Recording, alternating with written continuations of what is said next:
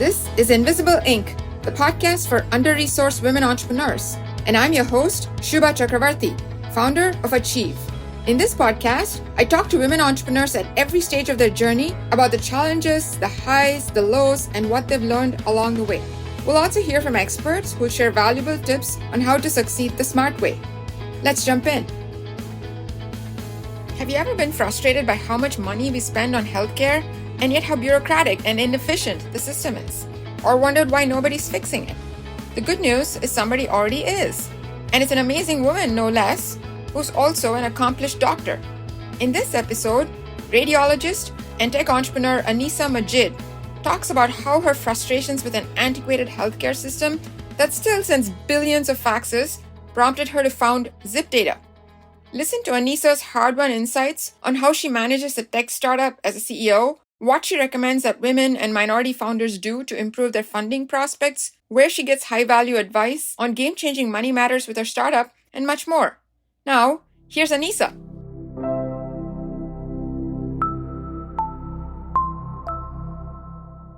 Hi, Aneesa. Thanks very much for joining us on Invisible Inc. today. We're delighted to have you. Thanks for having me. Excited to be here. So you have a pretty interesting background. When I first looked you up, you're a radiologist, you have an MBA, you founded more than one company in the past. Can you tell us how this whole journey transpired and what got you into entrepreneurship in the first place? So for me, I think there was a natural evolution and there was a market change for me to go and start my own private practice with a couple of people.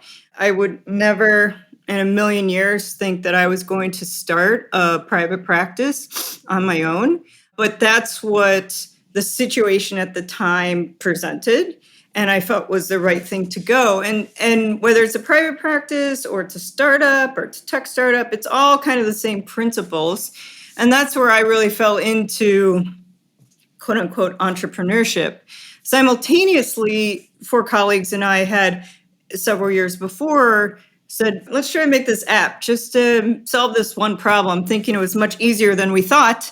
And then we, kind of fell down this rabbit hole of what really the problem is and why nobody had really solved it. And we chose to kind of keep going and try to learn and try to solve it. And that's how we have evolved the company of ZipData. It's definitely something that has evolved. I think the experience of doing it once allows you the confidence to continue to learn, get better, and take the skills that you learn on one side and try to apply it to another side. So what is ZipData and what does the company do? So ZipData is on a mission to kill the fax machine in healthcare communications. What a lot of people don't know is that we spend about $9 billion on fax and phone, and that doesn't really kind of count all of the operational costs and the delays to make that happen. The reason for that is because everybody is required, whether you're an enterprise system like Northwestern, Memorial Sloan Kettering, to have an information system and an electronic health record, but nobody is required to make those systems talk to each other. And in order to make them talk to each other, the people who own those systems, whether it's Cerner or Epic or eClinicalWorks or the smaller companies, that's a capitalist option for them, right? So they're going to charge for each pipe that you want to connect to somewhere. So a physician practices in particular, that's very costly. They would have to pay anywhere from $5,000, in some cases $20,000 per pipe to make those connections. And that's just insanity. And as physicians and consumers of healthcare ourselves, who have had to deal with the delays of faxing, of getting patients in, and also the business side, the operational costs of faxing, of how many people you have to pay to try to get paper in and data entry it, and then make sure that things get done right, it needs to be solved. It's ridiculous. We're in 2022 and we are still dealing with fax in one of the biggest GDP industries of the country. And for COVID, we really saw that it caused a lot of delay in care, just in getting test results.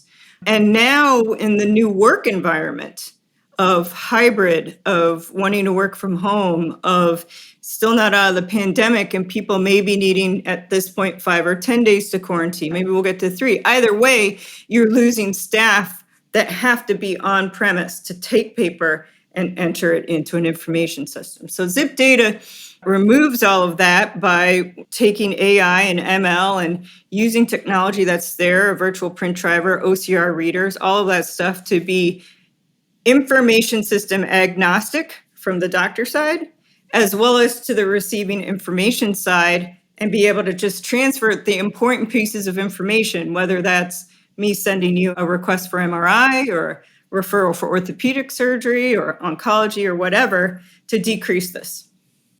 So you mentioned that you had started down the path a few years ago, and then you're once again down the path of entrepreneurship. Were there any connecting dots between your first startup and this that you kind of just picked up, or was this like a de novo idea that you had to start from scratch while you were practicing? The Zip Data was a de novo idea that evolved for the 5 of us while we were practicing. Honestly, we were trying to solve the problem for ourselves. We were business owners, owned an imaging center, paid 5 FTEs to handle phone, fax, and scheduling.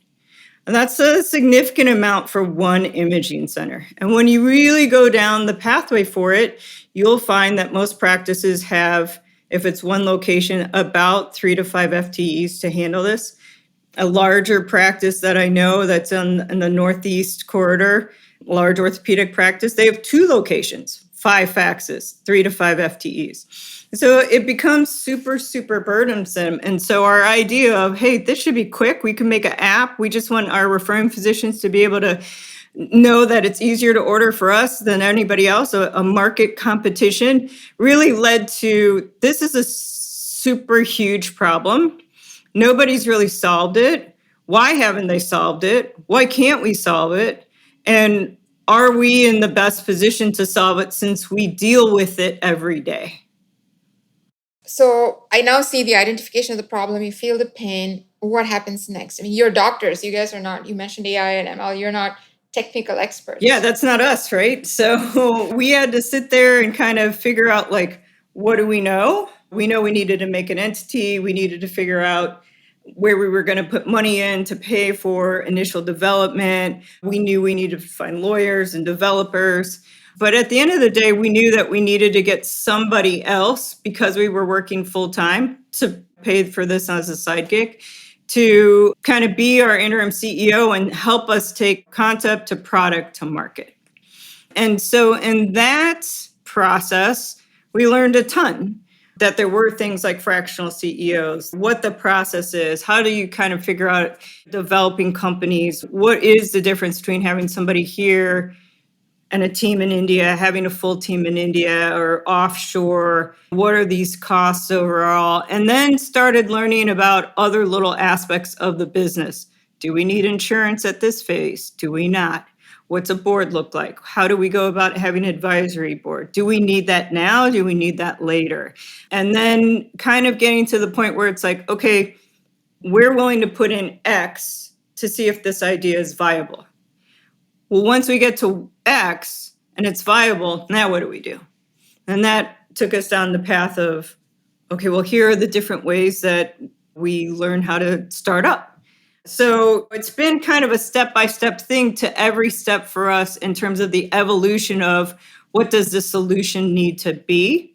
And then dealing with different forces. For instance, we kind of started this around 2013, 2014. And got a product from scratch ready to market in about 3 or 4 years. And obviously, it took me a long time to learn this, but a digital solution like this that changes the way all of the market works, well, it's going to take 8 to 10 years anyway. But we were ready to do our MVP in 2019, and we did. But then we were ready to sell, and then we had COVID. Well, and we're never going to be able to sell in COVID when all of our target customers are having a hit in their revenue. You know, when we stop medical care, everybody's revenue goes down. Well, they're not going to look to invest in something, even if it might seem like it would be great if we had that solution right now. So we've had to adjust along the way. And I think a large reason why we're still here is because We believe in the product. We believe in the fine tuning that we've done for it. We've watched it sell itself when we present it to non-healthcare people and healthcare people in terms of a solution. Is it fair to say that you're still practicing as a physician while you're managing this on the side? Fair to say, yes. It takes a long time to generate revenue. It takes a longer time than, say, a consumer product.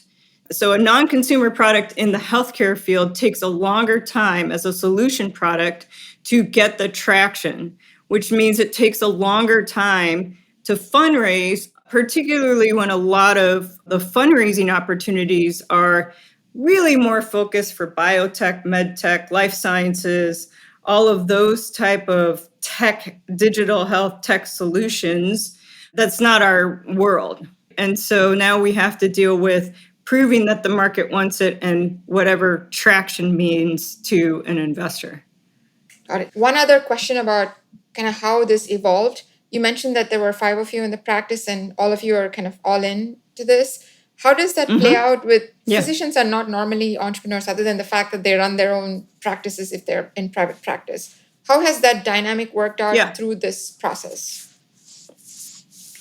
What we have evolved to is, whereas in the beginning, all of us were like at every meeting, all in, all of this stuff, trying to learn at the same time. What it's really evolved to is, what do people have inherent strengths to?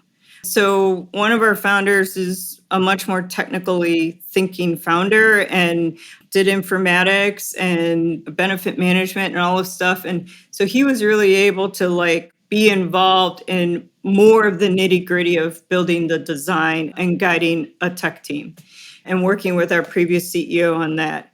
And then one of our founders started her own practice. She's very good at marketing and branding. What does that presentation look like? And even if it's not her to do the website or do any of that, but the feedback and finding the right people to do that has been helpful.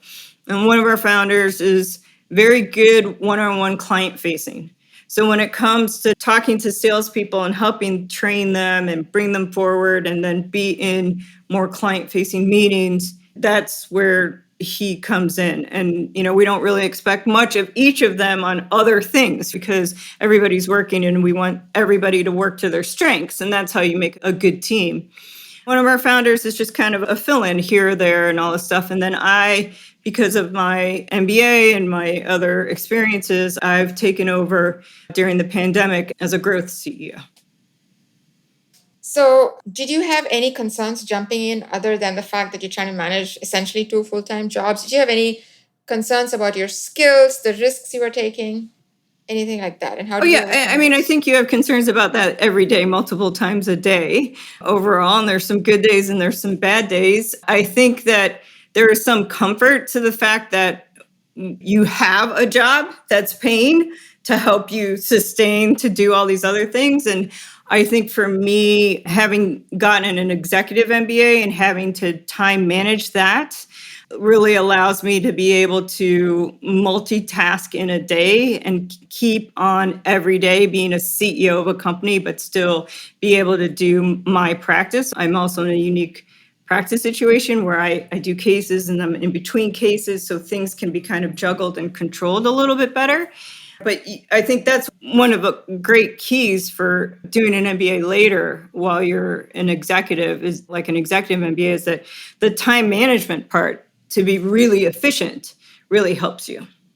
But there's concerns every day. There's a risk every day, right? Particularly for us as through all of kind of the ups and downs of what we've learned to be a tech company, which is in our area, but knowing what it can solve and going through a CEO change and going through the pandemic, now we're really kind of primed to go. And so that kind of keeps us going. You talked quite a bit about product and getting traction with your customer market and so forth. Can you talk a little bit about how you developed your business model? How did you come up with the right revenue model? Yeah, at the end of the day, when you strip everything away from what we're trying to solve, we end up being a B2B software as service solution model. We are a software solution and we're dealing with volume and operational costs. And so our business model from the very beginning, because of the volume that we were dealing with, was always going to be a subscription model with some one-time onboarding fees, and then trying to provide within that model as much service as we could, so that it's not like after 3 years, you're going to pay for this level of upgrade. We're just going to keep the product iterated and updated and provide service. So that's how we came to this revenue generating business model. And then fine tuning how that gets priced out, that takes some time and has required some mentorship, I feel, between either my school, my business school network, and other people who have built software as service solution sales. And so while we initially started to think that, well, it has to be how many clicks per month, and we're looking at billions of clicks happening in overall, it's very hard to price that effectively.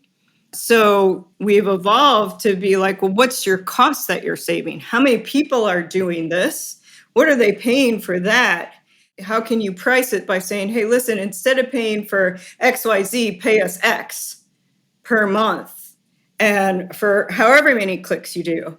And the benefit to that for us is that we don't have to count clicks.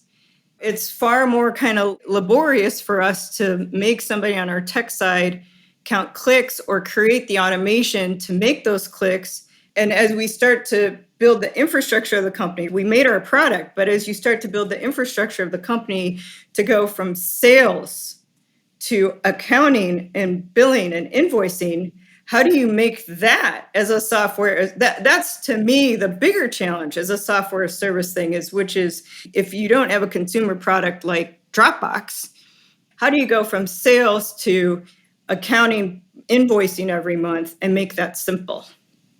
And the simpler way is to say, we are solving your problem on operational costs and improving your efficiency.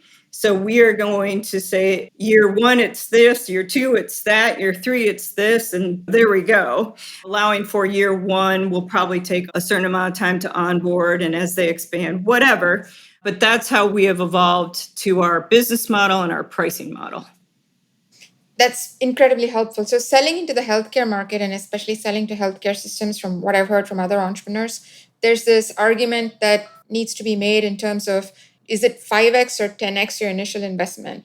Do you face that issue as well when selling into health systems? Yes and no. We have approached it from an entirely different perspective, which is we have approached it from what are the workflow inefficiencies we solve? What is the operational costs we solve? And presenting it 100% as solution in a non-enterprise world. So I think a lot of the times when people are talking about 5x and 10x, they're also talking about enterprise systems, because everybody loves to talk about healthcare and enterprise systems, the Northwesterns and the Advocates and the Memorial Sloan Ketterings, right? That's what everybody loves to talk about. And also for when you start saying software as service, everybody loves enterprise accounts. But the reality is when we fell upon this idea, we were one little practice with one location that was paying 5 FTEs to handle paper and dealing with the fallout of not getting a patient in a timely manner or not getting something approved and all that stuff. So when we look at it in terms of, great, if we can get some enterprise traction, but we look at it as the rest of medicine, which is the majority of medicine. Like if you look at Ottawa, Illinois, where I grew up, is not an enterprise place, but every one of those doctors has an electronic health record system. Every one of them is sending faxes back and forth. Well, that's revenue for us at a very high rate. We can break into that market, and our margin is only sales because our product is developed and has fixed costs now. It will only be iterated to whatever it needs to be. Well, that's your fixed cost of development.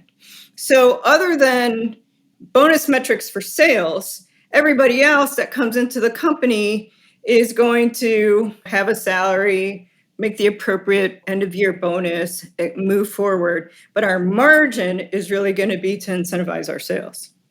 So we look at it very differently and really didn't bring in 5x and 10x costs because we're not looking at the enterprise world.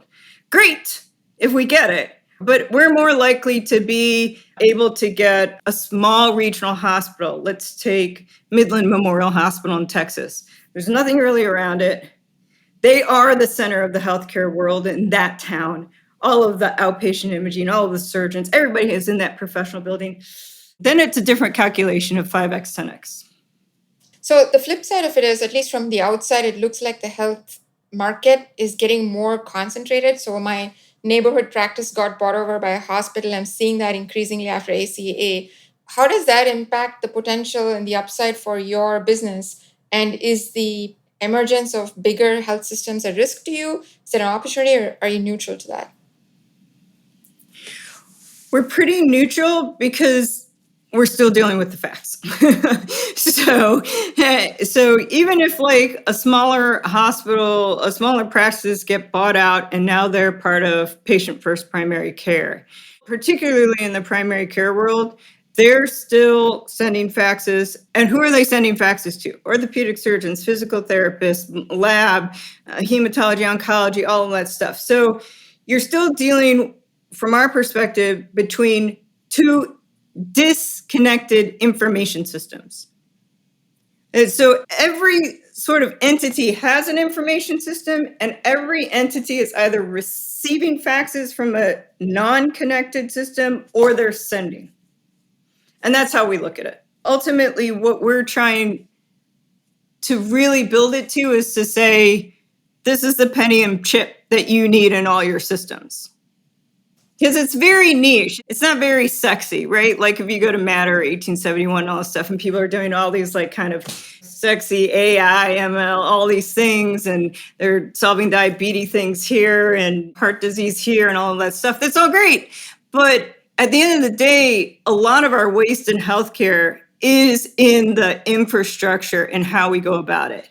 And a lot of our patient care delays are also in that. A lot of our patients being lost in the system is frustration of patients that, they never heard back and they don't know what's going on. And why do I have to fax a million more things and all of that stuff? But why do they have to fax a million things? They have an electronic health record when they went to go see their doctor.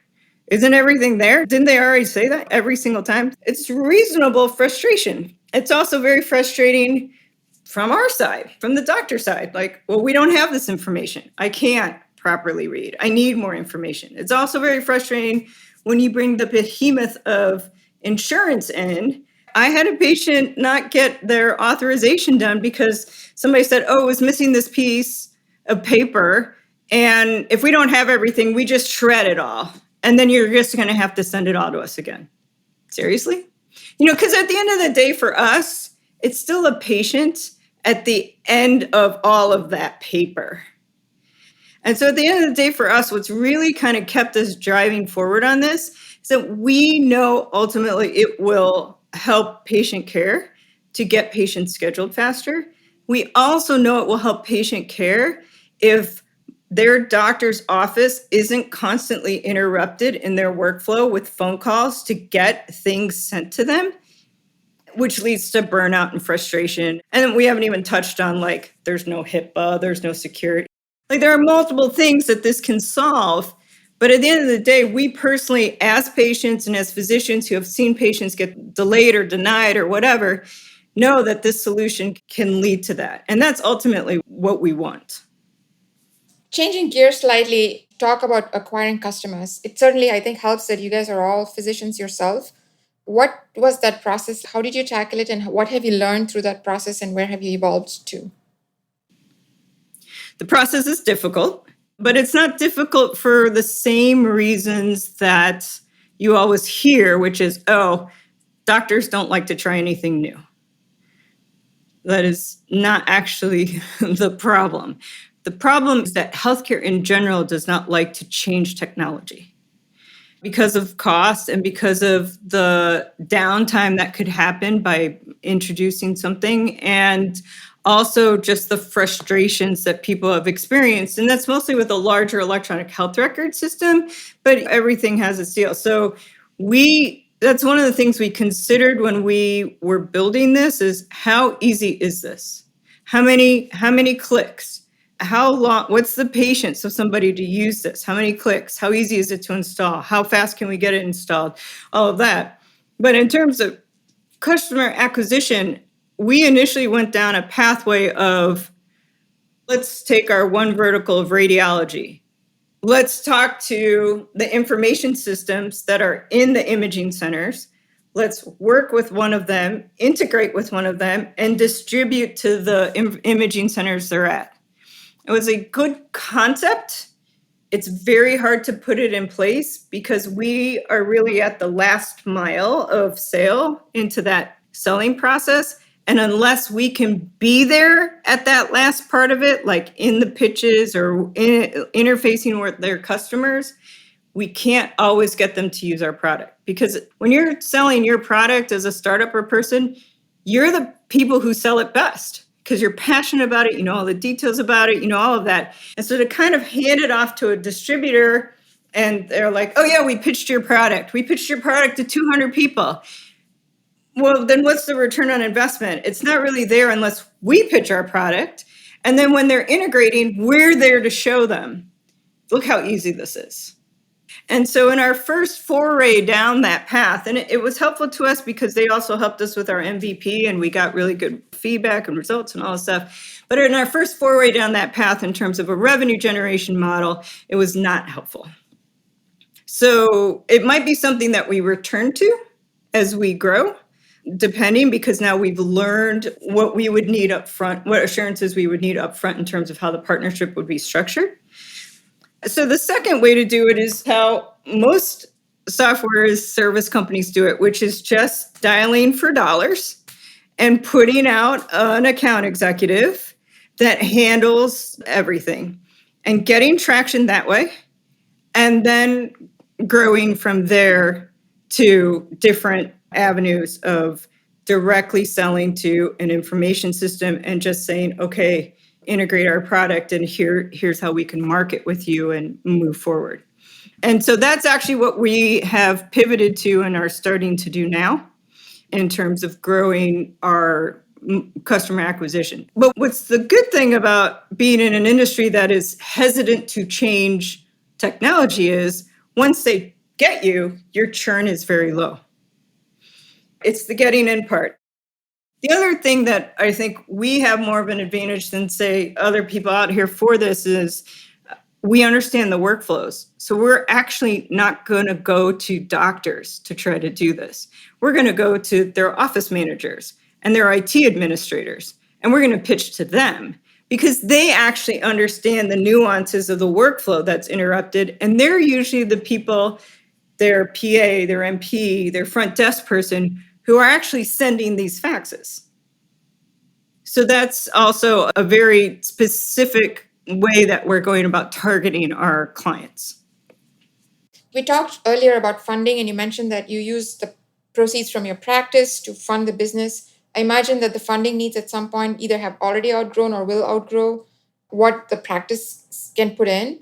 So can you talk a little bit about what your funding approach is? What has that been like for you? What have been your learnings from that process? Funding has been really hard and painful. And we went pretty far, about 360K in, just amongst the 5 founders, before we started talking about outside funding. And the first thing we did was friends and family with the option of founders to invest in, which at that time would have been considered seed, which it's not anymore. So I find fundraising to be a little bit like Charlie Brown in the football. It's constantly moving and never stable. So we raised a good amount that way. And then we got close to running out of funds. One of our founders provided a line of credit. One of our investors, again, friends and family, provided a promissory note with very favorable terms. During the pandemic, we had another convertible note. We've been very creative about raising funds, but also keeping it within our family and friends. That works until you get to purely ready to run growth, in which case you need higher operational capital.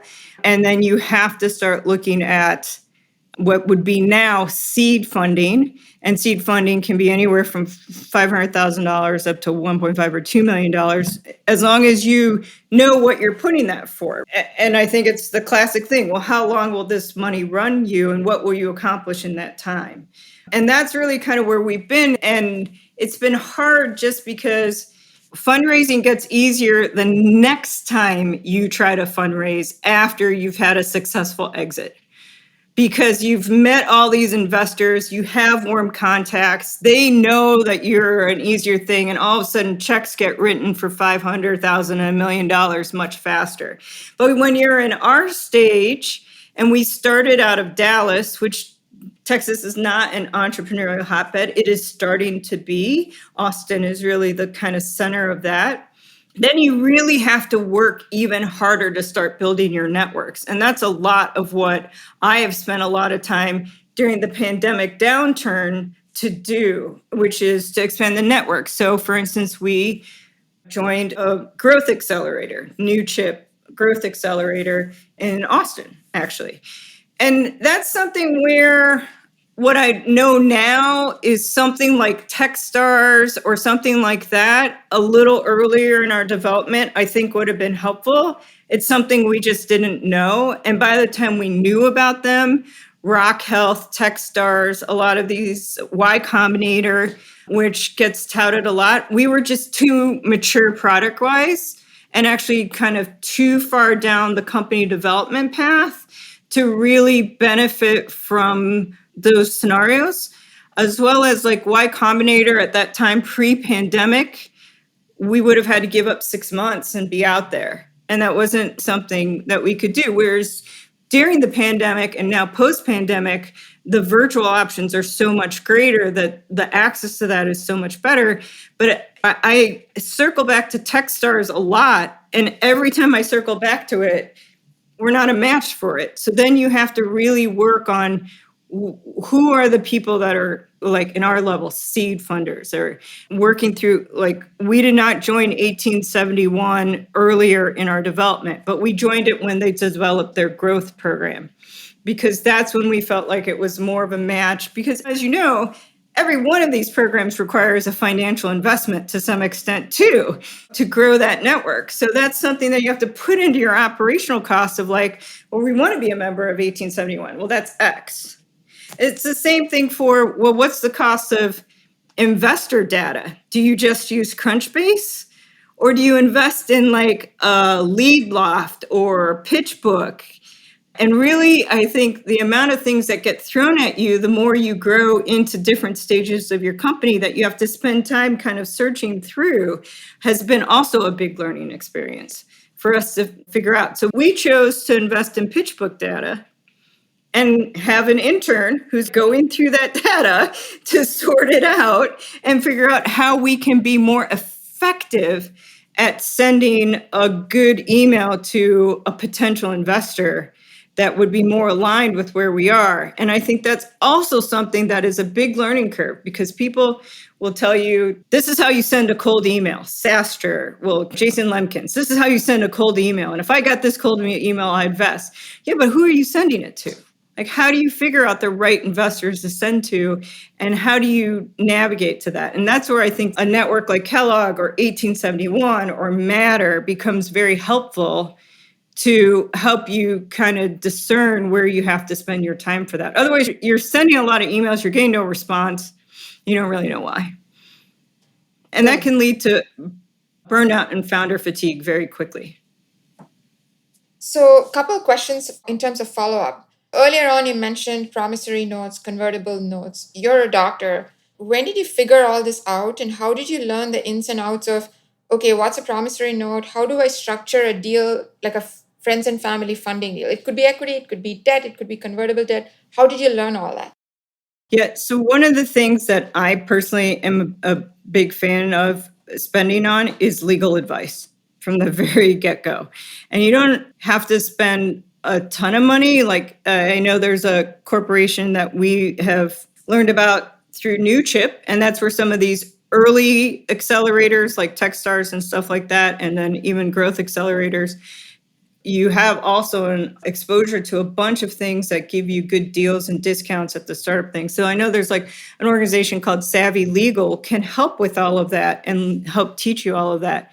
But for us, we chose to have a legal counsel local when we set up our entities and for each step of the way. And then I think you try to find a group, a practice counsel that you can grow with, because then they have your history and they can help you grow. And it hasn't been easy. Lawyers leave. I was with a firm and I went over here and you have to decide what you're going to do.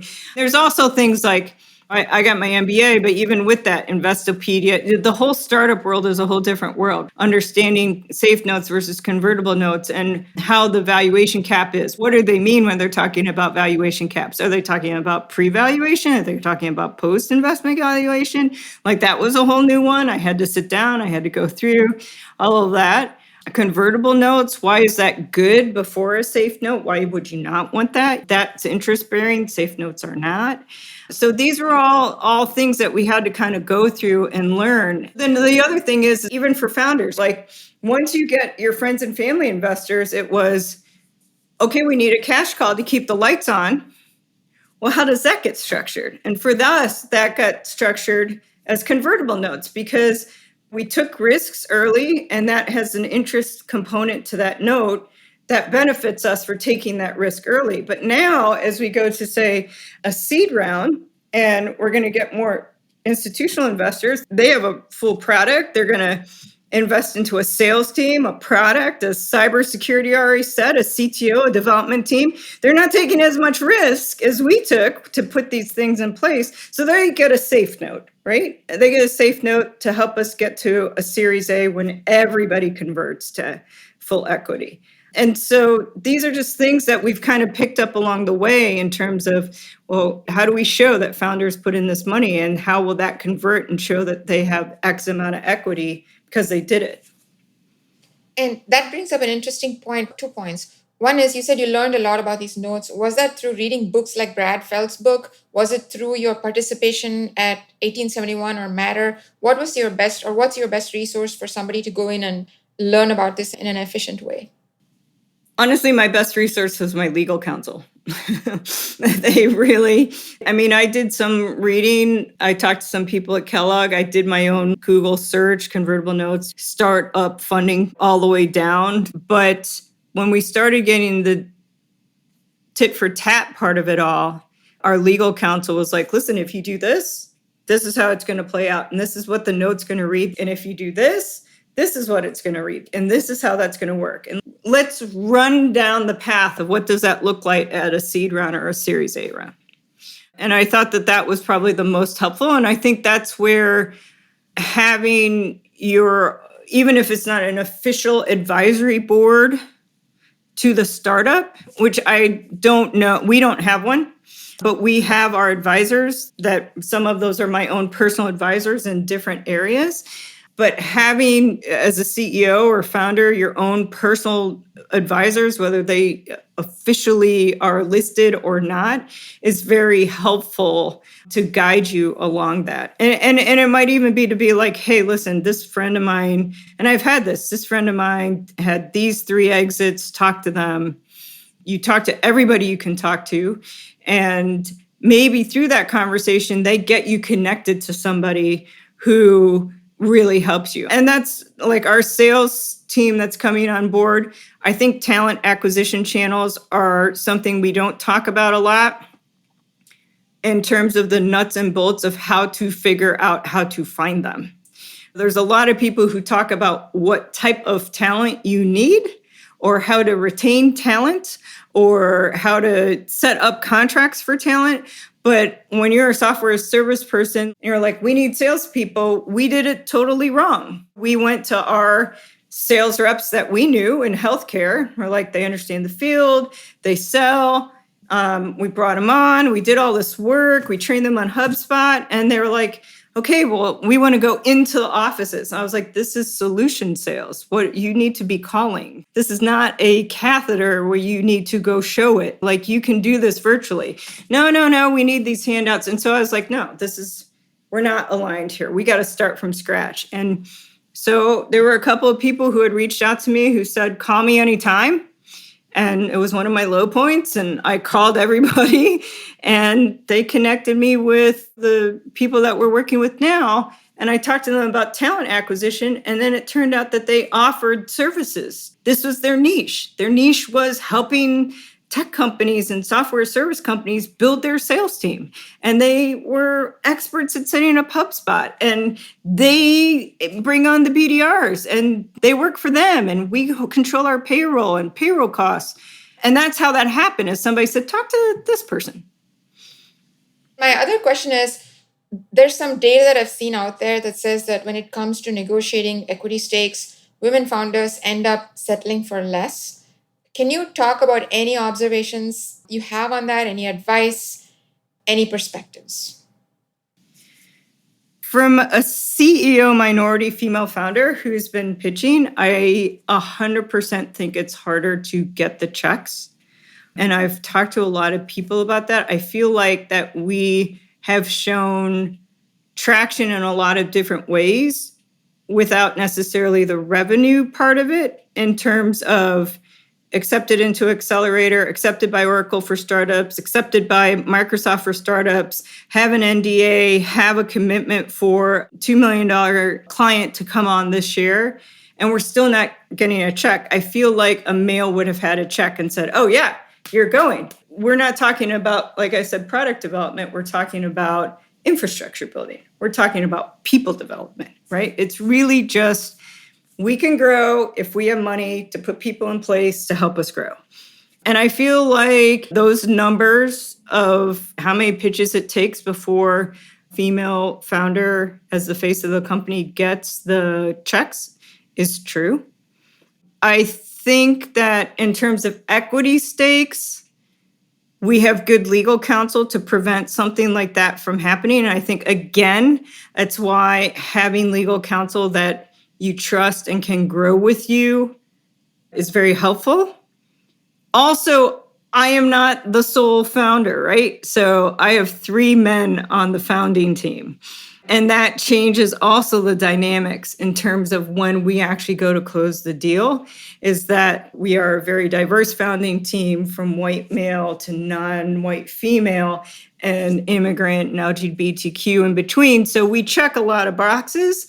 So I think that once we get to the point where people are like, yeah, we're ready to write the check, which we're pretty close to, then that concern for us about equity isn't as big. If I was a sole female founder or me and a female partner, I would be more concerned that I would be more taken advantage. To those who are in that position, do you have any advice or observations, any remarks on how they might overcome some of those challenges? So I think that there are some really good organizations. One of them that I'll promote here called Scroobius, SCROOBIOUS, which is run out of Boston by Allison Byers. And she is a female founder herself of this company, but also having done pitches and done fundraising. And from that, she has developed a program for a very effective video pitch. So I worked with her, like I sent her a video pitch, we worked, and how do we fine tune this pitch? How do we get this to 5 minutes or less? What are the things that you can take out so that instead of sending a pitch deck, you send the video link? I think that's really good. But it's also an organization that is very dedicated to providing resources to female founders and underrepresented minorities. And I think that there are several other organizations that are starting to do that. And the best thing is to start working with those organizations as much as you can. They're very focused about it, right? 1871 is great. 1871 has a component to this, but it's not its only focus. Whereas here, what Allison has built with Scroobius and what other then in her network, right? Then her network opens up to several other of those networking things, and starting to expand that outside of Boston or whatever is very helpful. And then back to the legal advice, this is where it's very important to have legal that gets you. So there's legal, but there's not to say that there isn't implicit bias with legal also. Everybody has implicit bias. So you want to make sure that your legal team is not pushing you to be like, no, this is a great deal, just take this and then you can build on it. At every stage, it has to be, what's the best deal for me and the company that lets us grow? I now gravitate more and more to organizations like that, like Scroobius and others, and their network and their LinkedIn and their Twitter's connections to find support and openings that are not the traditional, like PitchBook is PitchBook. You need to do something like that. But that is more research oriented to know that you are targeting the right investor. And it's very in depth, and no founder can do it by themselves. We have an intern saying, like, you can go all the way through, see the deal, see who they made a deal to try to get the warm intro and all this stuff. But organizations like Scroobius are very dedicated to effective pitching, as well as providing opportunities to pitch and providing support, whether that's marketing support, all these things to women and underrepresented minorities, I think is a much better way to go. And there's a lot out there for African American females, for Latino females as well. So I think finding those organizations are really going to be more helpful. And we have to look at those rather than the traditional paths that everybody says you should follow. Excellent. This was very informative. Thanks for that. So a couple last questions before we wrap. One, we talked a lot about the external challenges. I think we have a pretty good picture. How about some of your own internal struggles? Were there any dark moments, or at least particularly noteworthy dark moments? I think every day you have some doubts. I was very hesitant to take over when our CEO chose to leave. And it was a little bit without warning. We weren't expecting that notice.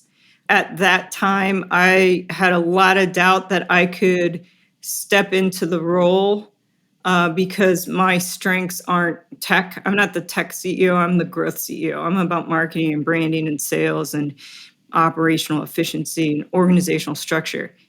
So I had a lot of concerns there.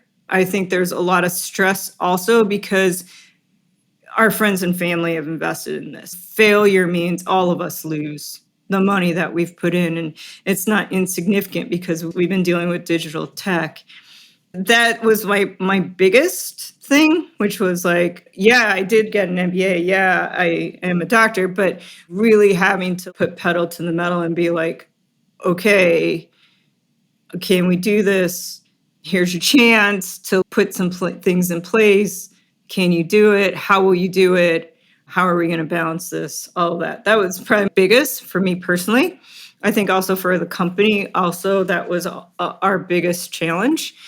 A second was trying to figure out our initial customer distributor partnership, ending it, because that was still some revenue for us. And ending it would mean we would be without revenue for a period of time until we regrouped. And was that going to be worth it to do? It took a lot for us to get to that decision.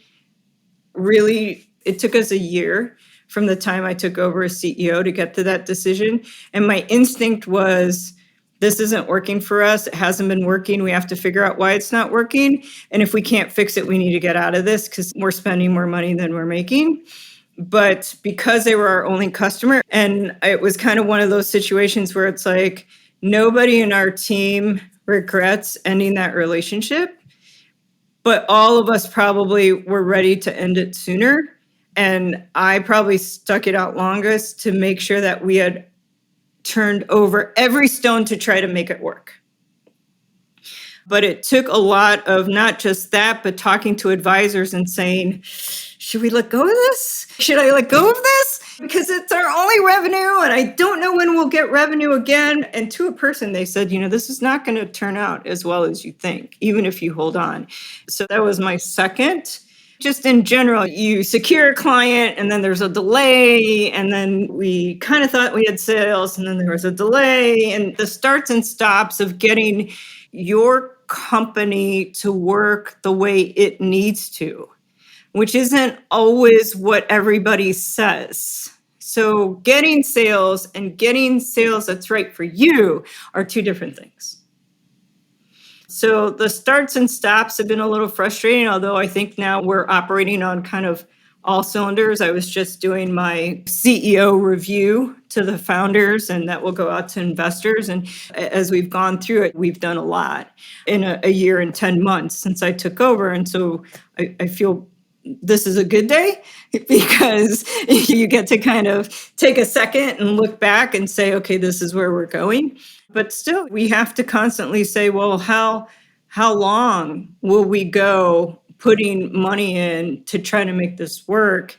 And then what is our exit option? Our exit option has always been, once it starts going, we feel that one day it'll be acquired. But do we need to look at that sooner? Do we need to put a sooner time date on that if we don't generate X amount of sales in a certain time period moving forward? And I think that's always a question you have to have. I think for us, we would feel like it's a little bit of sense of failure because we have these kind of goals for it. But on the other hand, it's still an exit. You still learn so much. It still will be a stepping stone to whatever is the next thing for all of us, should that be a scenario that we pursue. Can you also comment on what has been the impact of your ethnic and cultural heritage? Coming from where you come from, how has that played into your whole entrepreneurial journey? I think it's a little hard because from our background, there's this push for excellence and success to happen. And so the entrepreneurial journey is so stop and go and squiggly lines and back and forth to get there. It's not a straight line. It's hard to measure success. It's hard to, on a day when you feel like, we're really rocking and rolling here, to explain that to your parents or family or friends, where it's like, yeah, but how much money are you making? Well, can you quit your day job? That's the harder part. On the other hand, I think that our background, particularly the Asian background, it has a very strong work ethic. It's the grinding work ethic, like willing to get into the grind of it. And that, I always laugh and say, like, there's that song, it's the climb. And it's really not, it's the grind, like every day, like successful startups, it's about the grind of it. And you have to be willing to be in the grind for a long time to taste the success.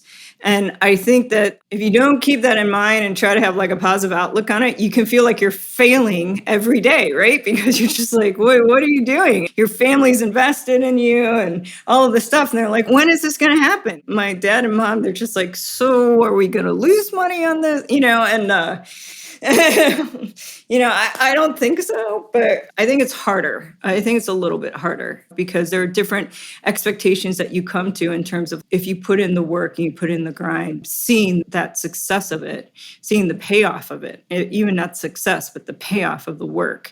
It's so much longer. And I think, maybe it's different. Maybe it's different if we made a consumer product that, just happens to be shown on TikTok and take off. But that's not the integrity of this company and these founders. The only reason we're here is because we really think this is a huge problem in healthcare and that we're uniquely positioned to solve it appropriately. So I think that's also what makes it harder, is when you're really kind of doing it more out of a altruistic side, knowing that if we solve it right, the money will come. It's very different from making a consumer product or making an app for the Apple Watch and Apple Health or for diabetes or all of that stuff. We're really in the nitty gritty of operations and what does that mean for patient care? And so that also, I think, when that is your goal, it takes much longer because we want it to be right for the people who are using it. And on the flip side, has there been one moment, something particularly noteworthy when everything came together, you felt this is why I'm doing it? One of those highlight moments. So the client that has been delayed this year but is scheduled to come on board, that's probably a 2 million ARR or so.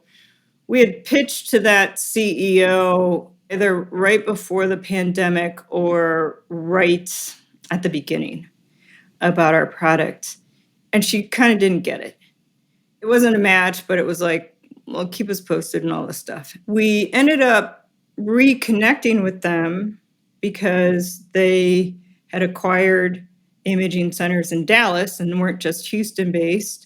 And one of my partners works right next door and started talking to the manager of that company. And so we ended up getting another meeting.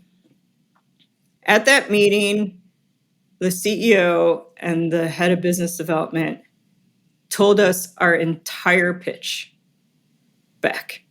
They basically told us, after we demoed the product, all the advantages of having this product, down to the marketing tool and the reporting data to use it as a marketing metric for their marketers. And I was like, this is going to work. I just got off the phone and I talked to our founders and I said, this is going to work. They just told us everything we envisioned this product doing for them. So that was probably my highlight day. We had let go of our previous client. A month later, got this pitch and they were like, we want it. And this is all the things you're going to replace. And this is how much you're going to save us. We know straight off the bat. And I was like, okay, we're going.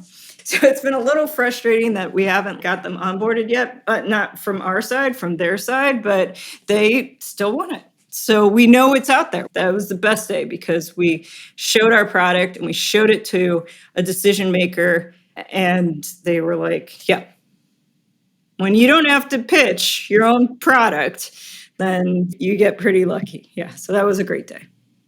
So in conclusion, what words of wisdom would you give to your earlier self or to other entrepreneurs, women entrepreneurs in particular, who are maybe earlier on that road than you are?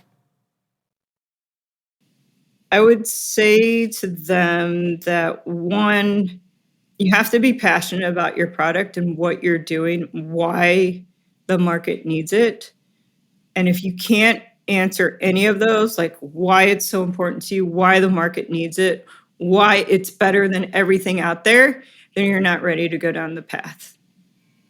Because those are the questions that you're going to be asked, like, why should I pay for this? You really have to be passionate and believe in it to stick through the ups and downs to say, no, this is where it's going to be. So if you're not passionate about it, then why would anybody else be that wants to buy it? And the second thing I would say is it feels like it's a lonely road, but it's not as lonely as you think.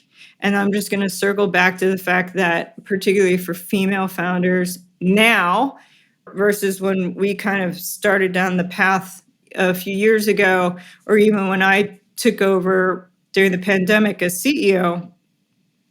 And prior to that, I had taken over some of the operational stuff.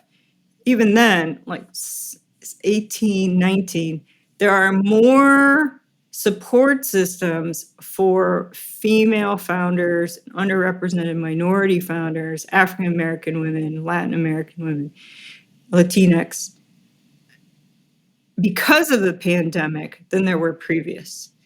And take advantage of every single one of those you come across. They may not be a perfect fit, but explore them and find out what you can take from them or not to help you move forward. And particularly, what services can you get that are discounted to help you kind of put things in place? We're kind of behind, I feel, a little bit in branding, marketing, and social media. and being able to find people who are freelancers, Fiverr, Upwork, or through these organizations that would maybe do it for free or discounted to like build the relationship so that they could be full-time for you.